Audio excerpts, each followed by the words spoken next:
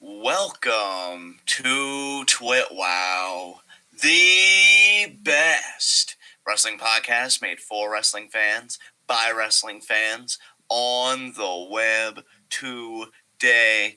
I'm John, that's my cohort and commentary Ashton, and this is our Friday night Smackdown review, the go-home show before Elimination Chamber this Sunday on the WWE Network, which we'll be live reacting to this Sunday at 7 p.m. Eastern Time and previewing and predicting tomorrow night at 9 p.m. Eastern Time. In a world where TWitWoW is the best, which that's the world we're living in.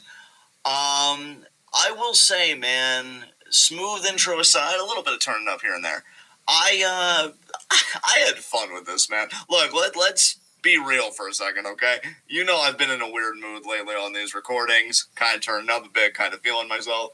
I found comedy in places where it probably didn't even exist on this show. I just had fun with this show, man. I don't even give a fuck. It was a good time. I enjoyed it. Would I say that it did anything... I love you, Foster. Would I say that it did anything overall for my hype on Sunday? I'd say the six-man a little bit.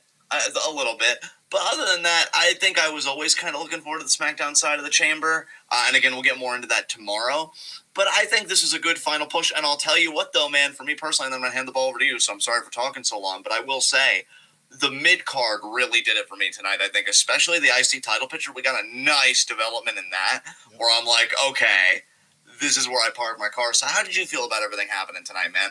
I completely agree with you. I think, for me, the two biggest highlights of this show were the IC title picture in general, because I can't even just say the match. There was other developments other than just the match.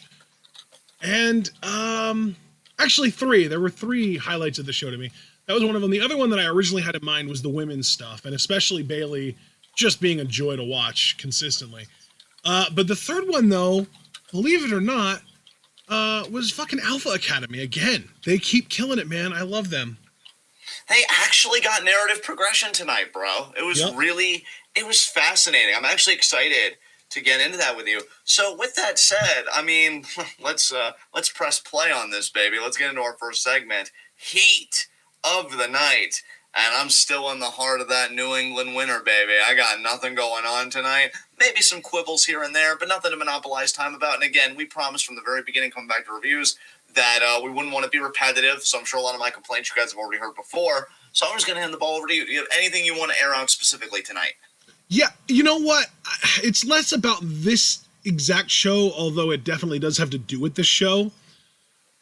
I hate that the WWE has stopped doing proper heel turns, and they're just kind of doing heel glides now. So is this related to Apollo or Otis? Yes, it's related to both of them and Swerve. It's related to the fact that the WWE has given up on these moments where it's like this dastardly bastard going from a good guy that we cheer to a piece of shit that we hate, and they're doing it over multiple weeks, sometimes even months nowadays. I hate it. I miss moments, damn it. Oh, so you just, see, now I understand the heart of your complaint, because I'm like, maybe this seems more fair for Otis, but I actually liked what they did with Apollo tonight. But you would have liked if maybe, like, they didn't hint at it, and they just showed and not told. Like, you know, you were kind of telling us all these weeks, oh, something's coming. You would have preferred if we just trimmed all the fat and we would have done the steel steps. I will say, I think Otis was closer to what I want. Because Otis tonight felt fairly out of nowhere, but they've kind of still been hinting towards it, right? Yeah. Whereas, like, Apollo, it's like, okay, we get it, you're a fucking heel now. Like, you've been basically heel, but not fully heel for some reason for like a month at this point. And like Swerve, same thing on NXT. We kind of talked about that in NXT. But like, I wish if someone's going to turn heel, just fucking turn. I feel like this kind of goes back almost to like the fucking, all those Alexa Bliss fake outs and like, you know, the Sasha Bayley, Bayley turning on Sasha and the whole you ain't shit thing. And then they go to counseling and their faces again. Like, I hate the like the fact that WWE now feels the need to drag out turns. I just want a good turn for fucking, like, I feel like our heel turn and face turn of the year categories for our awards have gotten so much more difficult because there are no singular turns anymore. It's always this storyline over time rather than just an instant where someone's just like, you know what? No, I'm not a good guy anymore. Fuck you. I'm going to kick you in the balls. Yeah, you know what, man? I really don't have a dog in the fight, by which I mean, like, I definitely agree with you, and there's no productive conversation to be had by me playing devil's advocate. So I'm thinking, yeah, that's fair. Is there anything else you want to air out? No. Okay, excellent. Then let us get into our Friday night Smackdown review. We open with an Edge promo. And you know what I really appreciate about Edge? Because, look, again, I'm going to lay all my feelings on the table. I'm happy for the dude. I say that every fucking time because I mean it. I mean, I can only imagine, right? He's earned this. Good for him. I am ambivalent because he is 47 years old. I don't really know if I like him getting this kind of spot because I don't mind them doing the Cinderella story angle. Like, can he win the title one more time? I don't know if it should have monopolized, the Mania story. Because even with Hogan in 2002 when they did it, keep in mind, Mania, he worked Rock, which was a huge match. And then Backlash was the whole Rocky Balboa story for Hogan.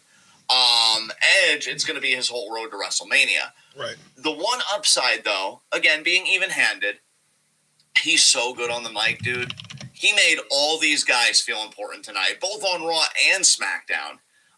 He didn't mention every guy on Raw, but I like that he singled out Kofi Kingston as somebody that he could face, because God knows Kofi's needed some credibility back after Kofi Mania. It's like the moment that story ended, it's like, okay, back to the mid-card. Yep. Yeah, exactly. So, Edge is just so damn good on the mic, man, because he's surveying the SmackDown chamber, and really, again, both chambers, and he's saying, I've got, I think he said the number 13. I've got 13 options. Yeah, because it's the 6 guys in each chamber plus Roman, who isn't in either chamber. Exactly. So he's like, I got 13 guys to choose from, and he highlights some, and he really makes you care about the chamber if you're invested in Edge's story, which I'm not saying. And he's not even including the 2 or 3 guys that could be NXT champion by WrestleMania. Yeah, that was the one thing that disappointed me, bro. I wish you would have name dropped NXT, but really, like, he's on a main roster show. I can understand why you're focusing on main roster content. Yep.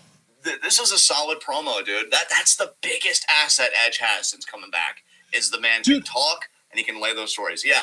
I think what I love about Edge is that he almost has a Deadpool vibe about him, in the sense, like, he doesn't explicitly break the fourth wall like Deadpool does, but he leans on it really hard with the way that he kind of speaks almost from a fan's perspective. Like, oh, I'm the ultimate opportunist. And, like, he brought up the whole fact that Roman Reigns flinched last week, or he lost his cool last week at the Elimination Chamber thing. And, like, I love that Edge kind of brings this perspective of, like, calling them out on their bullshit. Because, like, Edge is the only guy that I've noticed really goes out of his way to be like, that's something that doesn't make sense, that's stupid. Whereas a lot of the time people just kind of accept certain things because, oh, it's wrestling, it's not real, you don't have to think about it.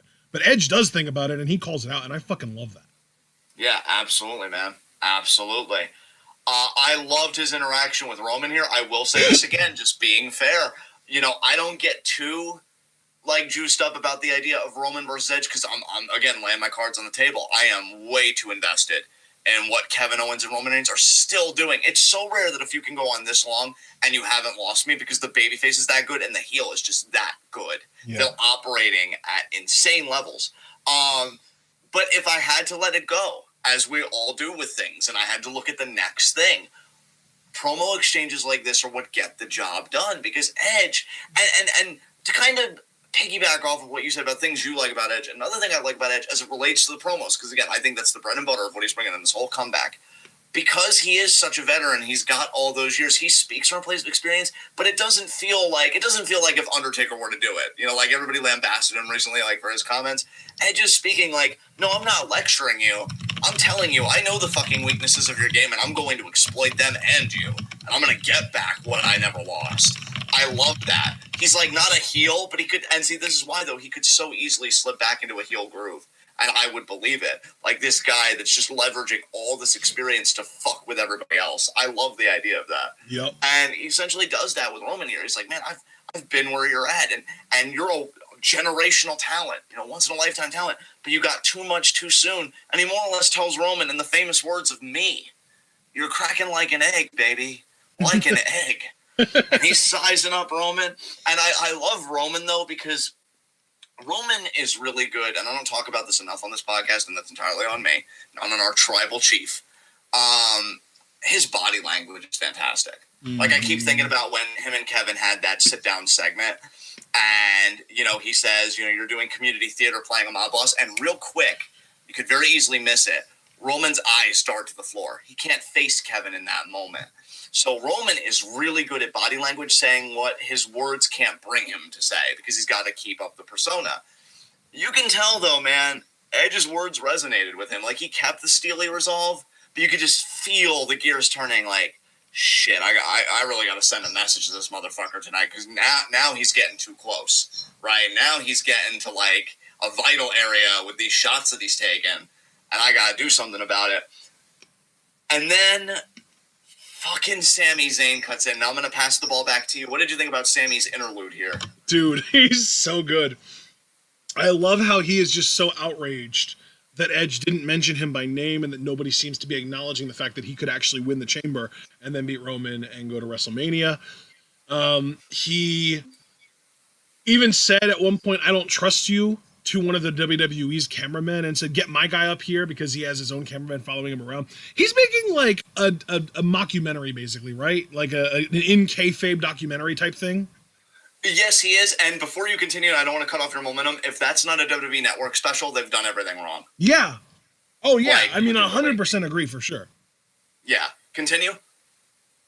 It was just, Sami is just out here pissed because no one's acknowledging him. And he runs his mouth until Jey Uso super kicks him. Like, that's what it really is. He knocked him the fuck out. I love Jay's look, too, because, like, this is where, and I feel like the character progression, even though we haven't talked about Jey in a minute, which is a good thing, because, the focus really should be on Roman and other guys. I hate to cut you off here, but can we just acknowledge the fact that Jey Uso is a babyface until he helps Roman win? Yeah. Yeah. I mean, pretty much, right? Because, I fucking hate Vince McMahon, but that is some genuinely high-quality, nuanced writing. Definitely. Well, I was even going to say, I'm glad you said that, because now I can springboard back to my original point using what you just said.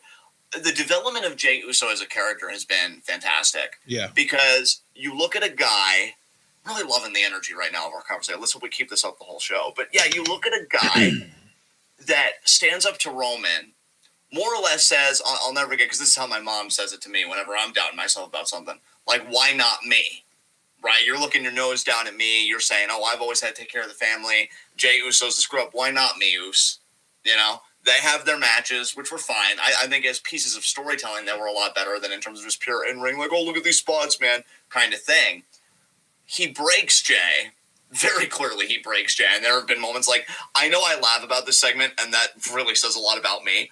But on some real shit, that one segment where he lays out both Jey and Kevin with the chair shots, and Jey, upon the first hit to his back, all he can think to say is, what did I do? Like, that's such good shit, right? And now we're at a point where Jay's in the rhythm with Roman. Jay's like, okay, I know where my bread is buttered. I'm going to help you run this shit. I'm going to take Sami out. And I love the look on Jay's face after he super kicks Sami. Like, dude, what the fuck are you doing right now? This isn't about you right now. This is Roman Reigns' time. He's more or less saying it with his actions. So I love that. And it's a great narrative thread because we have to remember these guys are going to be partners later in the night. So, like, if I'm Sami, right, my partner just super kicked me in the face. Why am I going to tag you in? Why am I even going to work with you right now? Why would I tag myself in? I shouldn't help you to win this match. And then I wanted your interpretation on this because you're a smart guy, and I like how you think about things different from myself. We've got a moment where Roman puts his hands behind his back, and he walks up to Edge. Now, I'm thinking he's like, take a free shot. I'm not scared of you. Dude, that was the vibe I got, too. I thought it was like, I respect you so little that I'm putting my hands up behind my back to approach you. Yeah.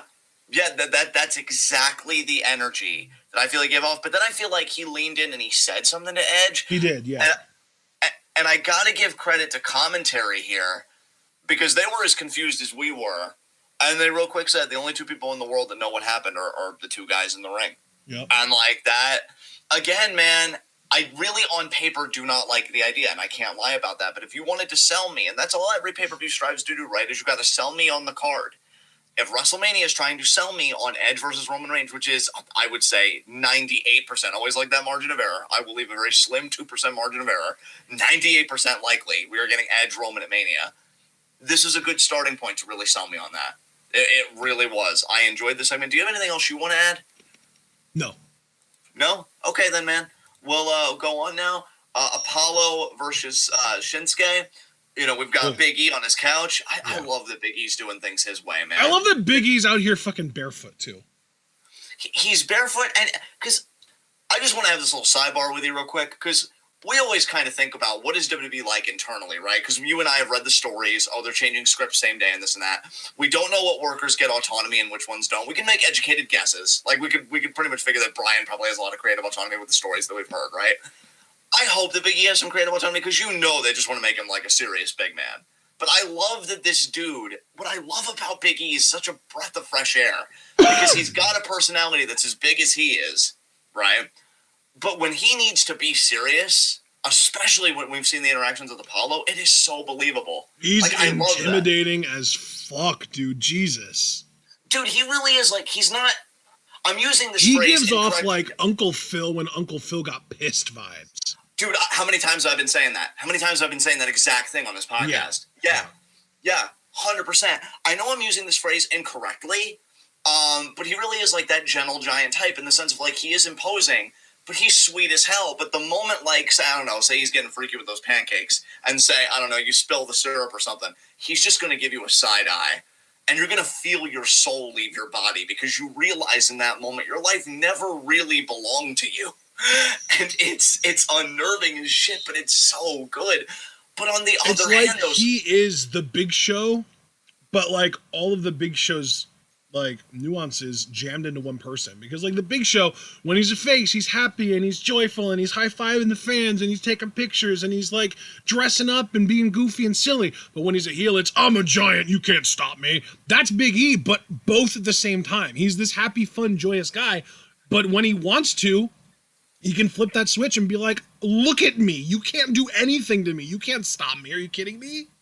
I love it. I freaking love it. And I really feel like we've had people break that myth or that stigma before, no doubt. So I'm not saying Big E's the first, but Big E's another iteration of me of like, oh, funny doesn't make money. Yeah, the fuck it does. When you can be serious when the time comes, absolutely it can. And I'll tell you what, if funny doesn't make money, nobody's told Vince McMahon because that dude's a fucking multi-billionaire and he does everything in his power to try and make his product more funny than compelling. Yeah, absolutely. And oddly enough, it's the guy that once had a legendary tweet that I've never forgotten. Tell me where your child is sitting so that I can look them directly in the eye while I do my thing. And he turns it like that. And he's so goddamn believable. But you know what? To spread the love around. And I agree with your heat of the night. I didn't see any productive conversation to be had by assuming a contrarian point of view. I love Apollo feeling himself, man. Yeah. I'm like, how many fucking years have you been here? And I finally care about you, man. It is such a good feeling. So, like, he more or less gets asked, because I did miss the first part of this admittedly, but he more or less gets asked, like, oh, pursuing the Intercontinental Championship, was it worth it when it cost you your friendship with Big E? And Paul says, you know, I've always respected Big E. I've always, you know, admired Big E. But I came to realize, you know, he never really respected or admired me. Now I want the Intercontinental Championship. You know, all that stuff that I thought he believed in me and I thought he was my friend, that goes out the window. And what? I'm a charity case? I should go back and catering? Now, this line was a little random. I don't know if this is going to, like, build around to a character or something. He's like, my ancestors were Nigerian royalty. If Big E would have spoken that way to them, he would have lost his tongue. So interesting line. I don't know if it was just throwing a line or if it's going to lead to something more. But, you know, Apollo says, I'm going to beat Shinsuke, and then I'm going to get what I deserve. the Intercontinental Championship. I will say, and I don't even mean this as an insult, but like I never expected Big E and Apollo Crews of all people, because that's just a combination that never came to my mind. I would always think about more like the workhorse types of like, you know, your Bowers, your Rollins, when they were doing that whole thing a couple years ago. These guys are really making the Intercontinental title feel important. Like Apollo being obsessed with it makes it matter. Yep. And like I'm really loving the work of these two guys, man. I don't want people sleeping on these guys. I think they're doing some good television. And to go into that, we get Apollo versus Shinsuke. And, you know, the match is all right. I mean, nothing really to write home about, but Shinsuke had a brilliant finish where it looked like he was going for his armbar, but you know what? He hooks the leg in deep, and he gets like a deep pin there on Apollo. So Shinsuke wins. Big E loves it because he feels Shinsuke is a worthy challenger. He's done with Apollo. He makes it clear on commentary, yo, this dude got his shot. In fact, I should say shots, multiple. I'm done with him. Go to the back of the line. I can acknowledge the athleticism. I can acknowledge all this. But you brought that to the table. I beat you. What more is there to talk about? Yep. So Shinsuke gets the win. He's like, yeah, that's the guy. That like I want to face Shinsuke because let's remember they had their match and then Apollo came in and he drop kicked Big E. So then Apollo just snaps, right? Shinsuke's celebrating. He's celebrating pursuing the wrong championship because I still believe that he should be getting in Roman's face, but I'm gonna let slide. Apollo lays him out. Throws him into the barricade. Big E comes in. Well, he's about to go for the steel steps. Big E comes in. He's like, hey, what are you doing? This ends now. Enough. Just repeats again. This ends now. Enough. Go to the back. Go away. It's over. It's over. But, like, again, really authoritative. Like you said, it just exudes that Uncle Phil energy. I don't know what the fuck you're doing, but it's going to stop right now. And Big E goes to check on Shinsuke like, hey, man, you all right? And then I love how, like, Big E and Apollo just represent two halves of me. Because Big E is the really rational, grounded, mature part. Hey, listen, man, you got to cut this. Look, serious business now, all right? We got to do it. And then Apollo is just the me that likes to turn up. Because Apollo seemed like he was going to, you know, back off, cooler heads prevail. And then he picked up those steel steps. And then in classic me fashion, was just like, no. And then he just blasted Big E with him, man. God damn Fucking it. laid his ass out. You have to be this right and this self-aware right now. Yes, I do, because it was a revelation. I saw everything. I'm like, holy crap, it's John's over me. here like, I saw the universe.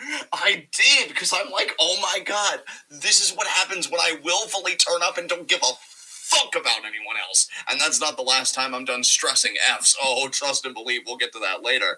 But yeah, Apollo lays out Big E.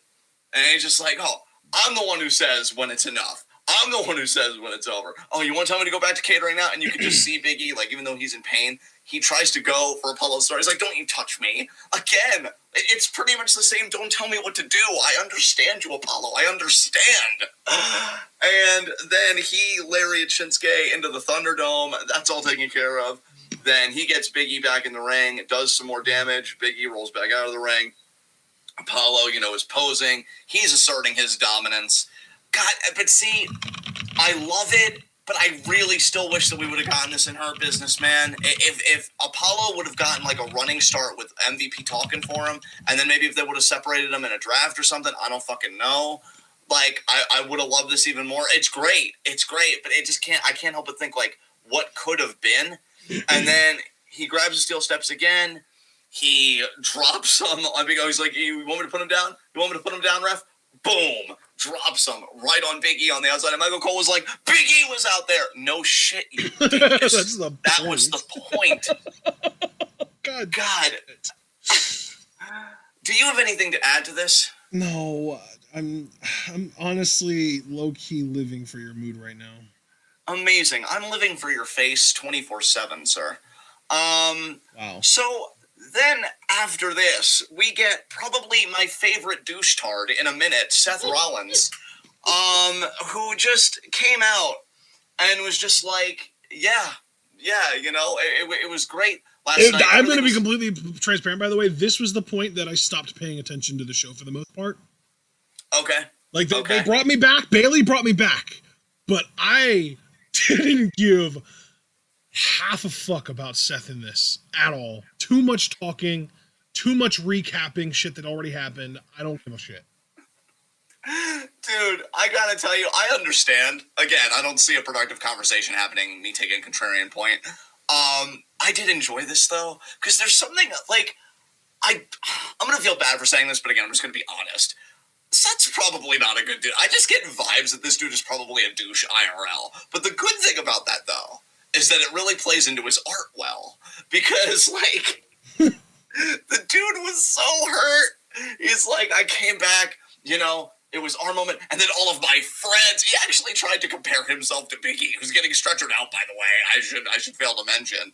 And he's like, that is a tragedy. That is a tragedy what happened to Big E. You know what the bigger tragedy is, though? What happened to me? God damn. Nothing beats a pure, unadulterated narcissist, bro. That is some primo goddamn shit.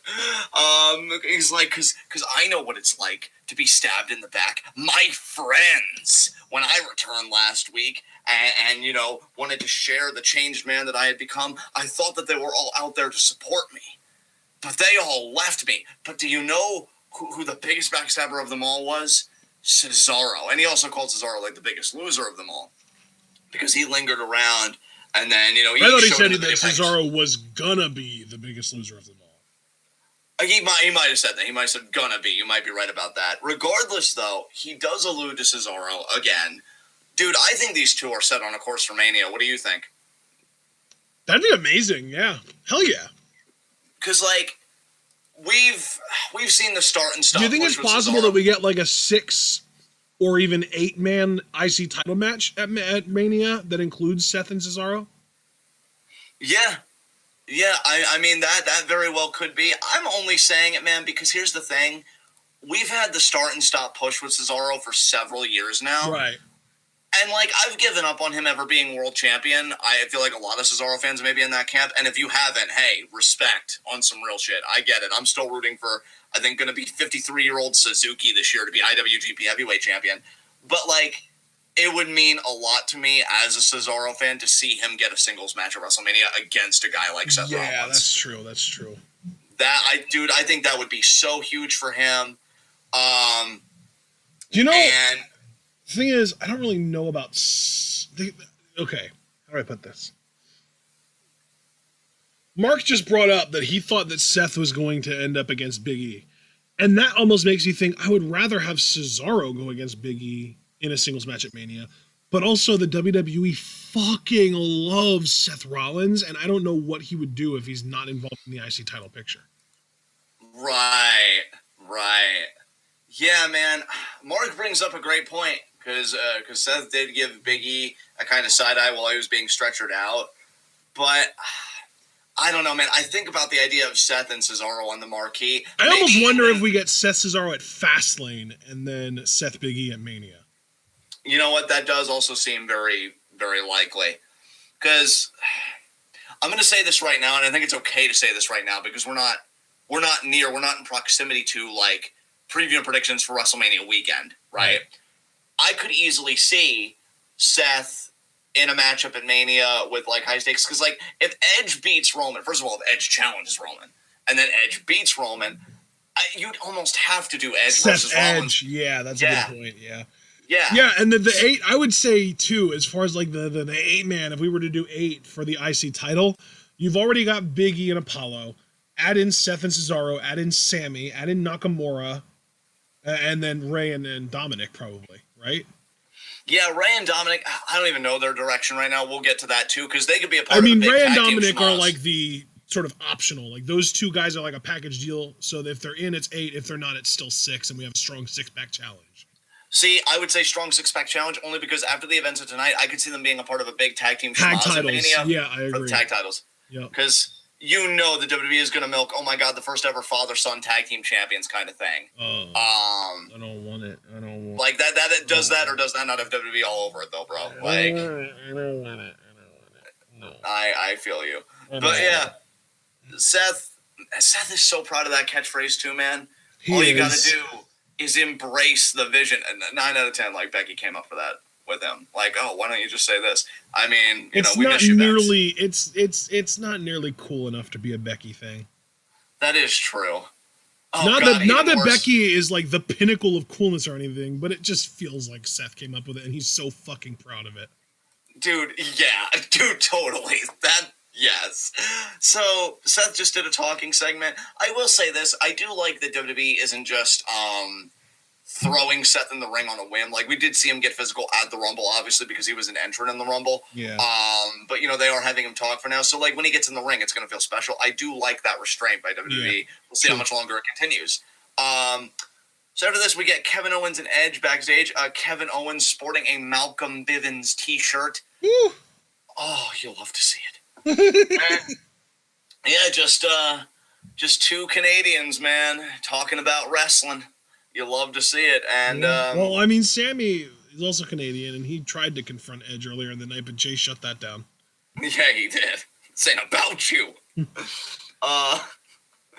Edge more or less saying like he's digging Kevin Owens, like he just keeps getting up, he just keeps fighting. Edge, understands that. Kevin, thanks him. He says, I figured if anybody would understand it, it's you. I've come in close on 3 occasions to beating Roman for the Universal title. All I want to do is just win the chamber and become Universal Champion, and face Roman Reigns the other night, beat him, become Universal Champion. And, they flow around the idea, KO versus Edge at WrestleMania. Beautiful idea. I like it. We then pan to Big E continuing to be stretchered. What's funny is I thought that this was going to have a payoff because, like, they really focused on Big E being stretchered. I didn't know if Apollo was going to come back, right, and, like, flip the stretcher over, but I don't think that happened. I just think, Big E just got stretchered out, and that was it. Okay, one of the weaker moments of the night to me, I'm sorry if you disagree and if you're still liking this, because I know there is progression here, but Riot Squad versus Tamina and Natalya. So let me talk about what's good about this. You know what, dude? The only reason this wasn't a nitpick for me was because I forgot about it. Fair enough. What I just want to say real quick about what's good about this is that it features talented women. The problem is it features them poorly. Okay, yes. So, two things, because you are right. WWE exclusive last week when Liv lost to Bayley and, Ruby and fucking Billy were arguing and the Flyers got in the ring and that's how Bayley capitalized. Liv and Ruby were talking about that, and Liv makes an aside comment of, it's not like she got the resumes in the ring or the Flyers in the ring or whatever. So almost implying like, Ruby, that was your mess up, not Billy's. Yeah. And I like that Liv was aware of that, right? So they quickly brush it under the rug. It's like, Ruby's like, what? And Liv's just like, forget it. I'm upset. I'm sorry. I didn't mean it. So, and then you could see Billy in the background, like, picking up all of her resumes. This week, and see, this is where I almost feel like this is a narrative misstep. I like that step on the exclusive. Riot Squad are starting to see, well, at least Liv is seeing things a little differently. It's not all Billy's fault. Maybe we could use her help. Maybe we do need to, smooth over some elements. Maybe being best friends isn't enough. That's a cool story to me. What isn't, and what I don't understand what they're doing here, I'm not even going to waste time talking about how I don't like Natalya or Tamina. Like, it's a dead horse. Okay, you guys know that. They win the match. Fine, whatever. I agree with Ashton's aforementioned comment. It's talented women being used poorly. Where I want to zone in on that comment is Billie Kay comes in at one point wearing a Tamina shirt and Natalya cat ears. And she's kind of, playing the distraction a little bit. Tamina comes in, her and Ruby do a little bit of offense. Ruby gets caught, swing bottom by Tamina. That's it. Okay, not a fan, whatever. Again, dead horse, gonna avoid that. Billie tries raising the arms of Natalya and Tamina. Tamina super kicks her. Again, I get it. They've never, they've had the little associations here and there. And, obviously they reject it. What I don't understand is, what's the point? And that's where I'm going to field it to you. Like, do you agree with me? Am I being too hard on this? That I feel like it's a misstep? Like, I feel like we're going back to a prior point in the storyline when we've already kind of done this stuff. I don't understand how it moves it forward. Okay. I mean, So I have multiple points that I want to say here. Yeah. First of all, I think in Vince's mind, the point is it's funny, it's entertaining, and that's all he cares about, again. Second of all, I fucking hate it because it's not fun. Like, Billie Kay has amazing comedy chops, but her getting super kicked by a big scary woman isn't funny. She knows how to be funny on her own, but when you script her these stupid ass physical comedy bullshit, it doesn't land the way that it could if she was just allowed to be herself. All right. Third point, fuck Natalya and fucking Nia, or it's not Nia, it's Tamina. Like, especially Natalya. Tamina, you're cool, whatever. Fuck Natalya. Can I just say, like, she had an exchange with Ruby in this match that made Ruby Riott look sloppy. And Ruby Riott is the furthest thing from sloppy. She is fucking excellent in that ring. Natalya, you're washed. Go away. Yeah. Yeah. I have one point left. Yes. I have one point please. left. Please. I want to just sing the praises of Liv Morgan, because you and I were never huge fans of her in NXT. I think there was one point that I said that I liked her promo. I thought she was a good talker in NXT, but that was only really the extent of it. She has worked her ass off to get better in that ring, and not in the Dana Brooke, she works really hard kind of way. But you in like, she's fucking good now, guys. We need to start paying attention to Liv Morgan. She has leapfrogged a lot of women on the main roster.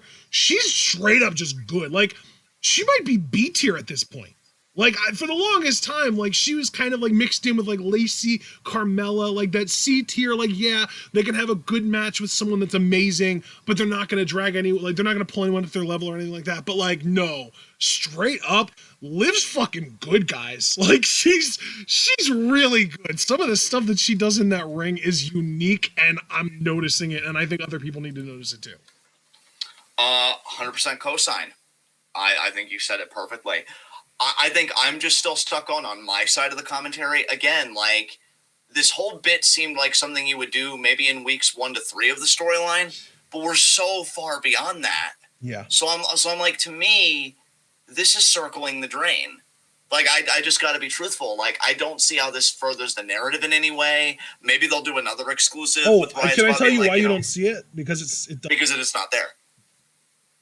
Yeah, it's not there. Yeah. And yeah, that's really disappointing, because here's why it's disappointing. Because you've got the right ingredients to get me invested. I like Riot Squad. I mean, you said it all perfectly. I don't even need to touch that. I like Billie Kay. I'm proud of Billie Kay. I mean, if I could just say a little bit about Billie Kay, how amazing that this woman, when fucking Iconic split up, which I still think they never should have done, long term, but it happened, whatever. Everybody thought, Peyton's going to shine. Hell, I was in that group. I'm not going to act like I was above the fray. And Billy's come out. She's gotten more TV time than Peyton. And even if Peyton has gotten TV time recently, I can guarantee you qualitatively, at least Billy's involved in a story, which is why I hate that the story's suffering. Like, she's trying her best out there. And I really respect that. I think a lot of people, again, myself included, not above the fray, were counting Billy out when the separation happened. And she's kind of become a talking point on SmackDown. I just wish that was worth more than what it's amounting to at the moment. Because I just keep having this image of Riot Squad managed by Billy winning the women's tag titles at Mania, which would be a great fucking feel-good moment. And we're the furthest thing from that, because we're still on the whole will they, won't they bullshit. And I could even understand it first if you wanted to do, well, it's going to be a won't they, it's just a no, and then you have to fight through it. I'd actually find that more compelling, but we're not even definitively at that stage, because we're still doing the same shit. Like, I would have even thought it to be progressive. Did you sneeze Gazoon Hype, by the way, if you did? I would have found it to be more progressive if, like, Ruby, especially because, again, Liv seems to be more understanding of Billy because of that whole exclusive I told you about. If Ruby, like, slapped Billy or something, and Liv's like, whoa, take it easy, like, let's just go to the back. And you kind of fought through it, and it was hard, and it was ugly, but you get there.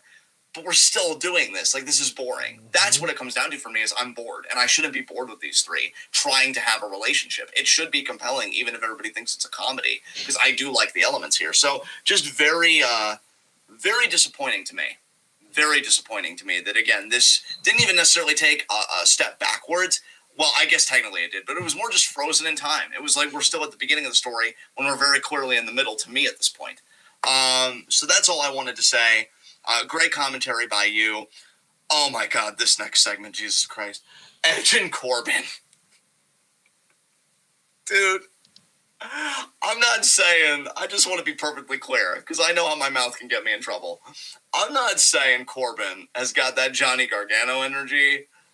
he's got something going on, though, because either he unironically believes this shit and it's hilarious, or he knows he isn't that good, and I admire the self-awareness, but he's still puffing his chest out, and it's still hilarious. Because he comes up to Edge, dude, I've never seen something more unimpressive in my life.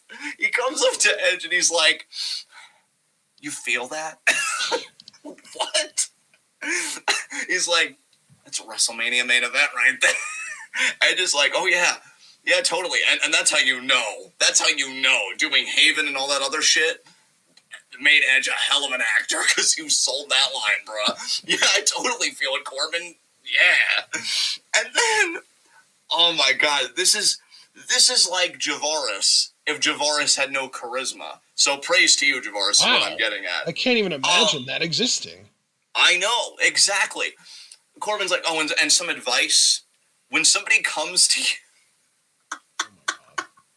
when somebody comes to you wearing a $10,000 suit and a $39,000 timepiece, you bow. Oh my God, dude, I died. Both inside and outside, I died. And Edge, being the dad that he is like, oh, that's expensive.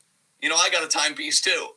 And Corbin's like, oh, you do? And then he pulls out his phone and it's like, oh yeah, tells me the time and just everything, and I can take photos on it. And Corbin just walks away like, man, you ain't shit. I'll find somebody that appreciates my watch. Oh God, dude, this is God bless Edge for elevating Baron Corbin. Yeah, I agree with you, Foster. It might just happen because Corbin was really feeling himself. He was really feeling himself. He's like, okay, I'm going to confront the Royal Rumble winner. I'm going to dress in the finest threads. I'm going to wear my watch. I'm going to show him what the potential is of this matchup.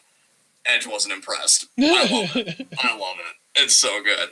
Speaking of things that are better than they have any right to be, Ding Dong Hello, episode number 2. Now, I know you said Bayley brought you back, so I'm actually going to give you the reins on this one. What did you think about this one, man? Oh, this was so good. Bayley is wonderful. I mean, fuck Nia Jax, but she had a decent line or two in here. Shayna honestly kind of blended into the background for me, but then fucking Reginald. This low-key, actually not low-key, high-key, this confused the hell out of me. Can anybody explain to me why Reginald is suddenly standing Sasha? Dude, I don't like it personally. Does this all stem back to that one time when she kind of weirdly flirted with him in the hallway? Either that or he was really impressed with her in-ring skills when she made him tap out. Well, that's a thing too, yeah. But the Reginald stuff, it's weird as hell to me. Like there's no getting around that's just fucking odd. But we did get a 6-person intergender tag team match. And I was over the moon about it. I fucking loved it. I mean, Reginald is still just like randomly doing flips to show off for no actual real purpose, which, you know, maybe he can work on, or maybe they're just having him do that on purpose to just show everyone how freakish he is.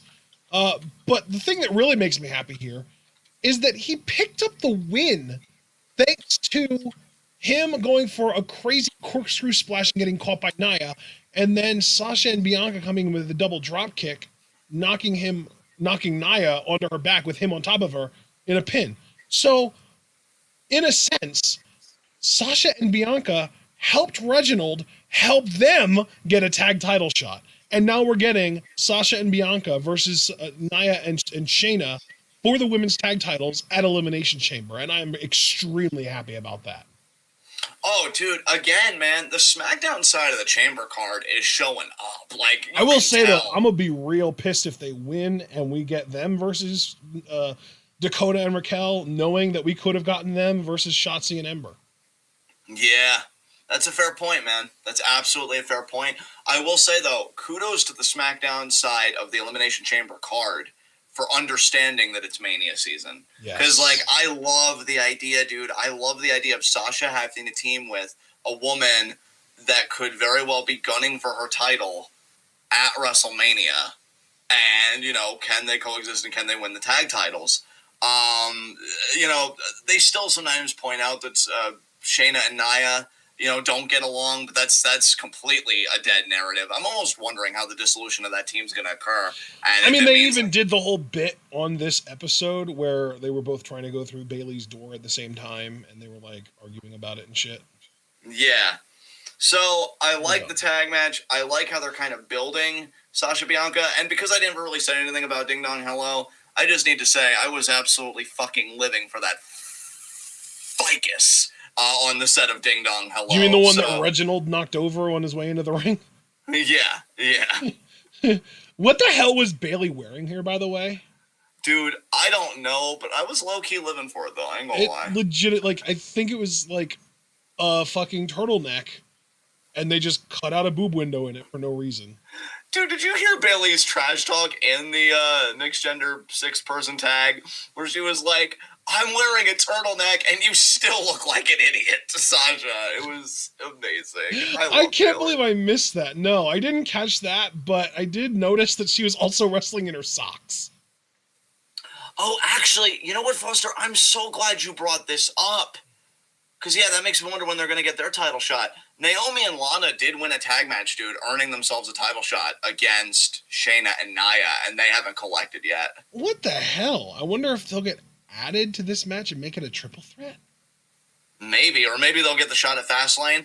You know what, though? I think it will be a triple threat because I think Lana makes for a really good scapegoat, a really good, she's going to take the pin so that you can kind of maintain Sasha and Bianca's credibility so that neither one of them has to get pinned without winning the titles. Yeah, that's true. I don't think Sasha and Bianca are winning the titles, but I also don't think WWE wants either one of them to get pinned either, so... Bro, and plus, that's a perfect backdoor, too, because Asuka no longer has a match because of Lacey's pregnancy or whatever the fuck's going on with that. So, with Asuka not having to defend the Raw Women's Championship, they can say, hey... Well, actually, no, because it was Naomi and Lana, excuse me, so I still don't know what Asuka's going to do at Chamber. That was my mistake. God, I wish Asuka and Naomi were a tag team instead. But anyway, yeah, I can see what you mean about triple threat at Chamber. We'll have to see how that goes. But beyond that, though, we got Cesaro Interview. Pretty much acknowledges Seth and says he's just disappointed because we all thought he was going to return as Seth Rollins, with all the potential that can be the leader we all know he can be. And he was just, he was disappointed. He put it plainly. Then Edge comes in. Edge says that Cesaro has that grit that not a lot of guys in the locker room have these days. And Cesaro thanked him.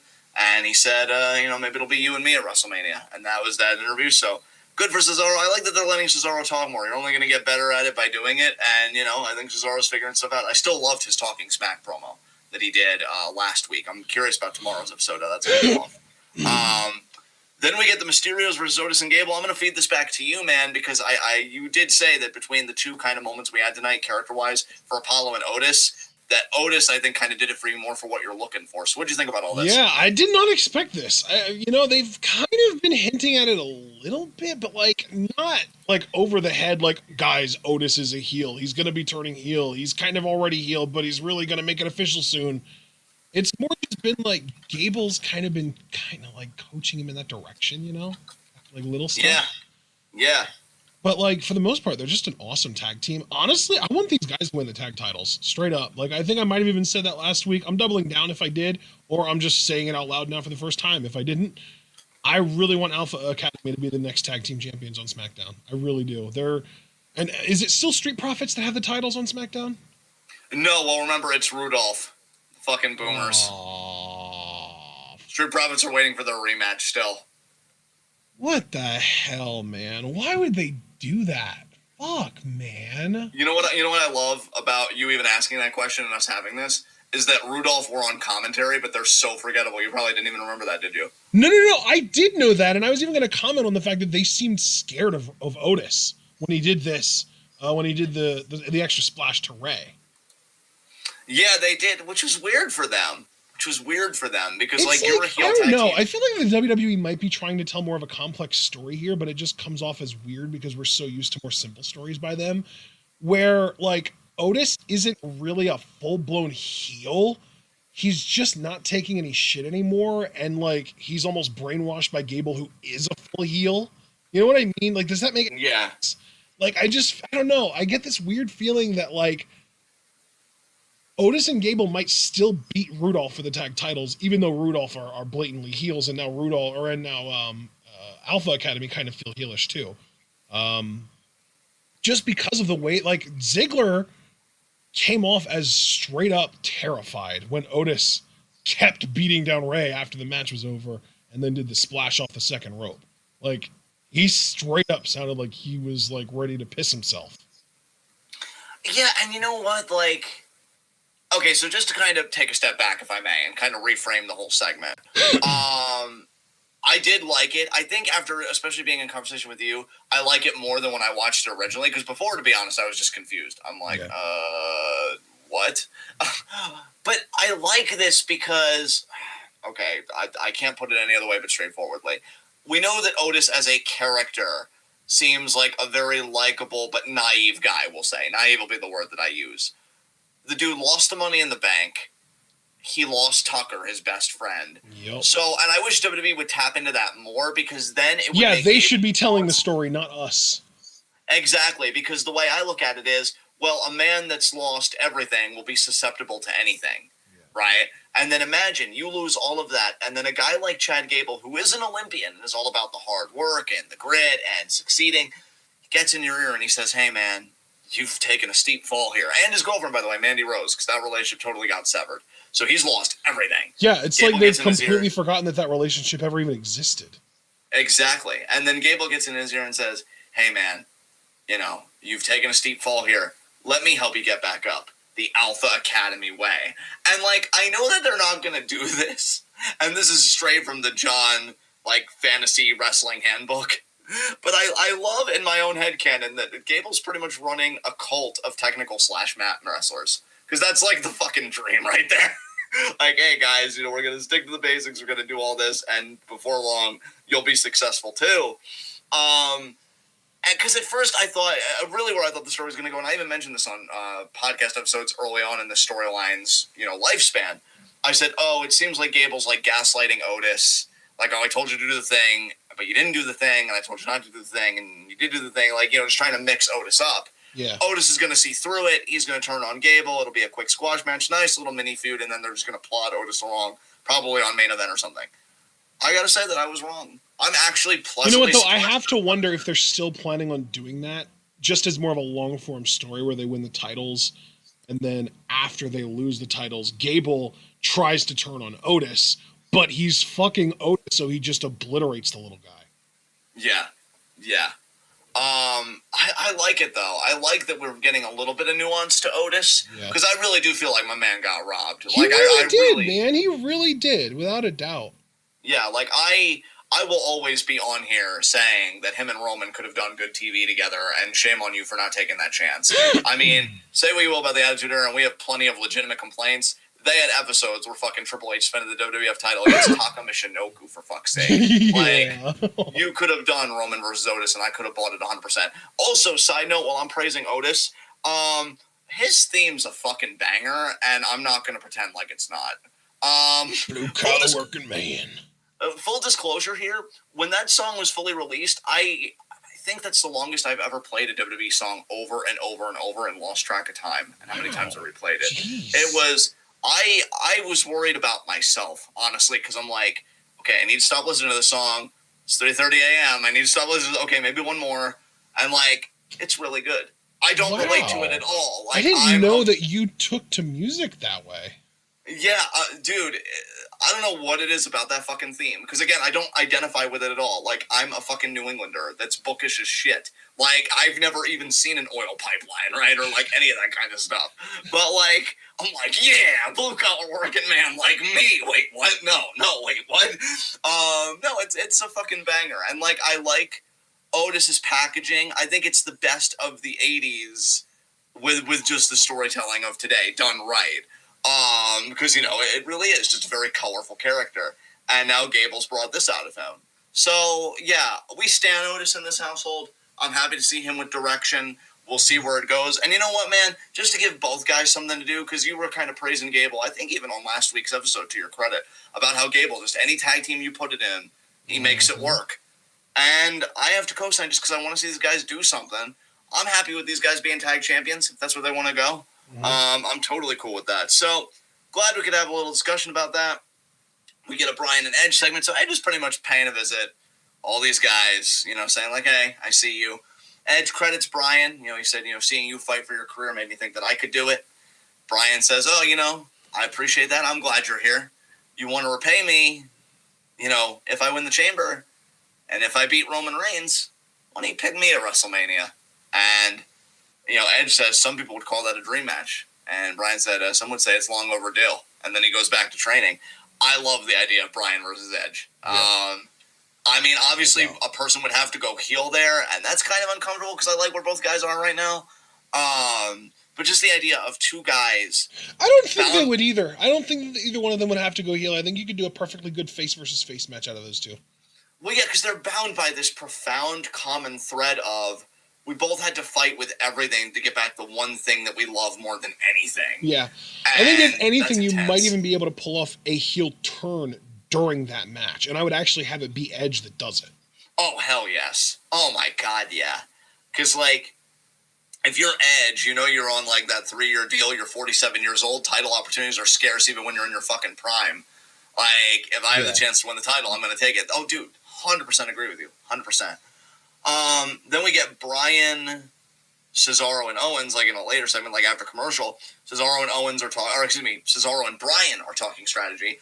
Owens comes in, now switched into his Stun the World t-shirt. So good. And I love the wardrobe changes. Yes. And he's like, hey, guys, do you want to talk strategy for the match tonight? And Cesaro and Brian are like, oh, yeah, we were just doing that. We were just talking about what happens if we get stunned during the match. And, then they're going through the people that Kevin Owens has betrayed. And I love when Brian's like, oh, and I'm forgetting somebody. I should have a list. Oh, Brian. What a reference. You son of a bitch. So Owens is pretty much like, yeah, I did it. I did all those things. And I did stun you last week. But here's the thing. I want to win this match tonight, so I'm not going to stun you tonight. You don't have to worry about a stunner tonight. Sunday, though, you have to worry about a stunner. Maybe 2. Maybe 3. Maybe 4. And just kind of walking off while he's musing about that. So then we get Carmella and Reginald. I just want to get through this very quickly. Carmella just saw what Reginald did out there. She says, I know you're going to do the right thing. Even I don't really know necessarily what she's talking about here. Does she mean Reginald just sticking by Carmella? I don't know what she means here. I don't either. Or, oh, well, let's not think about that. Takes a sip of the wine, figures that it tastes like swill. What the fuck is this? Throws it in Reginald's face. See, again, man. How rude. First of all, how rude. You're right. 7 out of 10 on the Stephanie Tanner impression. And yeah, I didn't want to monopolize this on Heat of the Night because I've already talked about this. But again, I worry about the Carmella character long term because if you're already going to get rid of Reginald this early, are you a character of enough quality that you can make other people, again, like a Bayley, who's my paradigm example? I don't think she is. So I'm worried about the Carmella character and what they're going to do with her after this. Because she's not even bad in ring. I want to make that perfectly clear. Carmella as a performer isn't bad, and she has a utility to the broader project of, programming, but you've got to figure something out here. Alex Foster with a great point. She spit in a cup and threw it at Reginald during a pandemic. Heel's gonna heal. Maximum healed him right there. Yeah. So after that, we get our 6-man. Wait, what was that last part? I said, "How dare thee?" Yeah. That was really gross, Carmella. Reassess your life. So we get our 6-man tag after this. Thoughts? Before we do move on, I just want to say I really, really hope that Carmella wasn't hoping to get sponsored by the wine that she just called disgusting. Yeah, that is fair. Although I guess sponsored Instagram posts are going away for them anyway, so fuck Vince McMahon. Anyway, moving on, I loved the final 6-man tag. Cesaro went on a swinging spree, and I'd never ask for anything more from his matches. Yeah. This match had great energy. I liked how everybody was really coming in guns blazing, especially in the closing sequence. I feel like SmackDown in general has had a great energy lately. Yeah, definitely. It's kind of recaptured those Land of Opportunity vibes very early on when we were covering SmackDown Live. Yeah. Dude, the fucking finish. Like, here's the thing, guys. I'm going to own up to something. I know that Brian never cracks, like, my top 5 and my fave 5s. I know that he's definitely the performer in the company that I take for granted. But don't think, just because he's not in my top 5, that I don't appreciate him at all, because I think those are two qualitatively different statements. His finishing sequence with Sami tonight was fucking gorgeous. The double arm underhook suplex and then seamlessly transitioning into the yes lock. By the way, that was off the top rope. I should mention that double arm underhook suplex. Mm-hmm. And then seamlessly transitioning into the yes lock. Gorgeous. Gorgeous. Like a technical wrestling fan, connoisseur, if you will, since we're all talking about this wine and shit. Oh, God. It's so good. It's so good. And it looked like it was in deep. Like, I believed Sami tapping out dead center of the ring. Plus, he is that type of heel where it's like, man, what am I even doing this for? Get me out of here. Yeah. Exactly. Then we're doing a everybody taking everybody else out kind of thing. And really it comes down to Edge spears Jey Uso, which, that was kind of a little nod to, he's getting involved with the family. But then who spears Edge? Roman Reigns. I mean, dude, if that isn't a fucking giveaway that that's our Mania match, because of all the people that Edge has visited, who's the first to get physical with him? Roman Reigns. Yep. So, like, it's happening. It's Edge, Roman at Mania. I'm so sorry, KO. God, I really want him to be world champion. It's just not the right time. Just not the right time. If Edge, I will say this, if Edge was still retired, we would be doing KO Roman at Mania. I'm convinced. But he's got his career back. He earned it. And we're doing this. So, it is what it is. Roman stands over Edge to end the show. Yeah, that's all we could say. So next segment here, high spots, low shots. My low shot, you know what? Damn. I'm going to say my low shot's Rey Mysterio. Smart. Got freaking, laid out by fucking Otis at the behest of Gable. And, yeah, him and his son, they may have thought, like, oh, let's do the tag division. And go after the tag titles. Otis and Gable were like, we're about to try to end this whole man's career. I say try, because there's no keeping right now. He'll be back. But who's your low shot? My low shot is Seth Rollins, because he's been back for all of 2 weeks, and already I don't give a single fuck. So you haven't embraced the vision, then? Okay. High spot there. I guess I'll say Roman Reigns. I mean, he literally ended the fucking show after spearing Edge. I think that speaks volumes. So who's your high spot? My high spot is going to go... God, why do I always have such a hard time with high spots? I think it's because I don't think about it before we get here.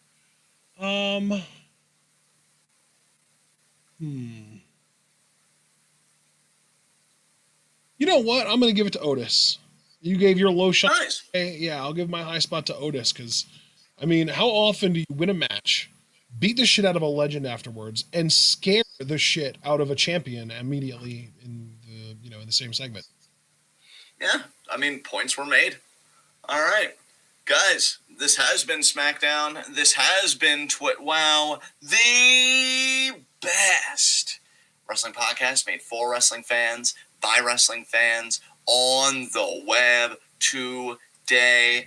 I'm John. That's my co-worker and commentary action. Guys, be sure to like the video as you file out. The more likes you leave, the more likely we are to be the top search result for Smackdown reviews on YouTube. And since we're the best at what you do, the top is the only place that we belong, so please leave that like.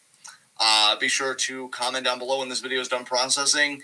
God, I don't really know what question. Actually, you know what? I know what question I can ask, given that we're going to be previewing Chamber tomorrow at 9 p.m. What do you think about Otis's heel turn? What do you think the end goal is going to be? Do you think Otis and Gable can win the tag titles? Do you think Otis is going to see the light and, just tell Gable, hey, fuck off? What do you think is going to happen here? Talk to us. Be sure to subscribe, click the bell icons for notifications so you never again miss any of that TWitWoW goodness. Check out everything we're involved in the description box below. Big things I want to point out. Obviously, the Patreon. We have, layered tiers of, what you can donate and what you get per your donations. The two I want to focus on are $1 donations get you additional Q&A questions. 2 additional Q&A questions. Because non-Patreon donors get 3, which means Patreon donors, you get 2 additional for $1, brings you up to 5. Q&A is Thursday the 25th. So we are little less than 6 days away here from Q&A because it's Thursday, 25th at 7 p.m. Eastern time. So get your questions in. You can submit those questions YouTube, Twitter, Facebook, Discord. Discord access for TWitWoW costs $3 a month. So, $3 you get the Q&A questions and the Discord access, which you're going to want to have because it's a great community. And we do Among Us Mondays now, and it's fucking awesome. It's a great time. So donate $3. We hook you up with extra Q&A questions and a great community to boot. When you're submitting your questions, when I say Twitter, you can check me out on Twitter at John_TWitWoW. My pinned tweet is to receive Q&A questions, so you can submit them there. I'll see them all and then feed them over to Ashton. Ashton's pinned tweet at Ashton_TWitWoW is the TWitWoW recording schedule, for every month. So obviously we're in February. Pinned tweet is the recording schedule for the month of February. Just to go through it very quickly. Again, 9 p.m. tomorrow, Elimination Chamber 2021 preview and predictions. 7 p.m. Sunday, the 21st, Elimination Chamber 2021 live reactions. We are off Monday. Then Tuesday, the 23rd, Craig Skiff, who I know is in chat, recommended that we do WrestleMania 25 live reactions. That'll be a Patreon request from Craig. We're going live with that at 4 p.m. Because those Manias, they're bangers and they go long, baby. Wednesday, the 24th. At 5, we've got Stardom's February 20th show, live reactions. Then at 10, we're going to be doing our NXT review. Thursday, as I already said, Q&A, 7 p.m. Eastern Time. Friday, the 26th, we're going to be doing Stardom February 21st show, live reactions. That's at 5. And then our Smackdown review at 10. With Castle Attack, we've decided we're going to forego Saturday completely because night 1 looks like garbage and neither one of us cares. And then for Castle Attack night 2 on Sunday, which I know Ashton said earlier, we'll probably go live at 7. We still have on the schedule at 6. I'm cool with either. We're going to be doing the last 3 matches, Junior Heavyweight Championship, I forget the other championship, and then, of course, the world title. Naito, Ibushi for the God Belts. So, yeah, that's happening. And then, that's it. That's it for the month. So I'm not going to talk about March stuff because I just want to focus on February. We'll get to the beginning of March when we're closer to that. So most immediately, guys, you can see us tomorrow at 9 p.m. Eastern Time for Elimination Chamber preview and predictions. Until then, be good to yourselves. Be good to each other. Thank you for joining us. You listening is always appreciated. Until then, tune in. Peace out.